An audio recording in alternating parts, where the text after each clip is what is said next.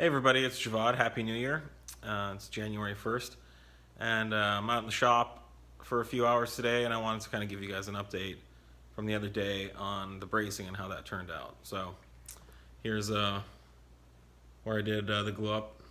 I did it on the floor just because I needed good access to all the panels and to be able to jump back and forth from one side to the other. But here we have the cabinets where they currently stand. I put this grain feature at the top of both cabinets. As you can see, I have this top on. I'll explain a little bit more about that in a second. And here's the finished bracing. So these are the panels that I demoed the other day. And then these are the end plates that I added. And then I did little braces tying each layer together as well. And then sort of a cool feature down here, I don't know if you can see that, but there's also a brace that supports the port, and there's about a 3/8 inch round over on that as well, which will help reduce chuffing noises and air turbulence. The outside will have a 1-inch radius, so that's the important one, but it helps on the inside too, I found. And then that leg ties into the corner there just to support the port. And I could brace these top pieces more. However, I'm going to be doing a constrained layer dampening treatment on the top and bottom, and I'll explain about that in a second. Let's see what else. But yeah, it came together solid, and we're talking clamps. So I had a bunch more clamps on here at one point, but I had these clamps on as there was still some spring to the sidewalls as the glue was drying. And so last night the glue dried, and so now it should be 100% dry, and the test is if you loosen the clamp it should just kind of fall right off, and it does. So there's no spring or anything to the cabinet. It's very rigid and just a couple loose turns. And when I tightened these, I had to crank them down 5 or 6 turns, and you could feel and see the walls loading up. So that means the glue's dry, it's very stable and secure.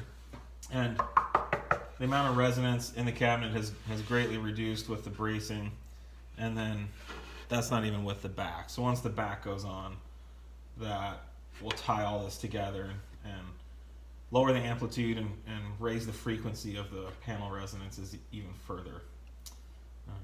So for this top piece, I don't know if you can see here, there's a little lip.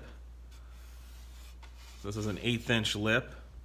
And normally I do constrained layer dampening with sorbothane, which is what this is. It's just a little scrap piece. And you can see that sits flush with that edge. And then this is the top piece that will go over that. You can read up on constrained layer dampening, you can Google it, but basically it's a resonance reduction technique that as a panel resonates, there's a rubber layer that's viscoelastic. It means it has viscous properties even though it's a solid rubber. And as that panel resonates, it creates a shear force in this viscoelastic rubber, and it converts vibrations to heat. And it reduces the panel resonances greatly. It's used in cars and used in airplanes. It's used all over. Probably your dishwasher uses it extensively. So this sorbothane is cool stuff. Like I said, is what I usually use. To do enough for the top and bottom of both speakers would probably cost $200. So I didn't want to spend that much money, and I wanted to get a similar effect. So what I did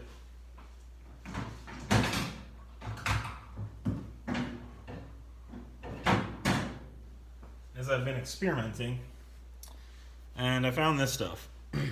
This is General Electric 100% silicone, but it has extra flex.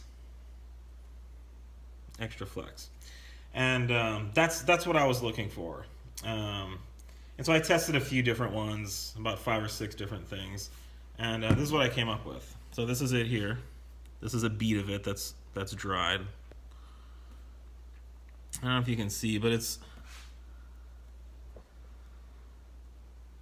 very squishy. I would estimate it's probably 35 or 40 durometer. I work with rubbers for a living, and I'd say it's right in that range. That's good for CLD because it has to have viscous properties. It has to be soft enough to absorb the vibrations and shear. This is 50 durometer sorbothane, and it's also very, very squishy. Actually, I think it's 40 durometer. And so this is very similar consistency and spring to this stuff. So anyways, this stuff's like $8 a tube, and I think I'll need 4 tubes to do this. And so what I'll do is I'll apply basically an 1/8 inch thick layer to this entire surface, clamp it down, and I will glue it with wood glue around the edges. But what that'll do is that'll create a constrained layer dampening effect on this entire top panel and will really reduce the resonances. And I specifically only put 1 brace on the top. I could have put a bunch more, but I want this to vibrate. I want it to resonate a certain amount. I don't want it to be too resonant, but all the experimenting I've done with CLD, this is the right amount of bracing, and I think this technique will work well. I've used windshield adhesive before, and that worked well. This stuff's available at every hardware store. Seems to have this General Electric Supreme silicone. Also wanted to point out, I really like this Loctite heavy-duty construction adhesive.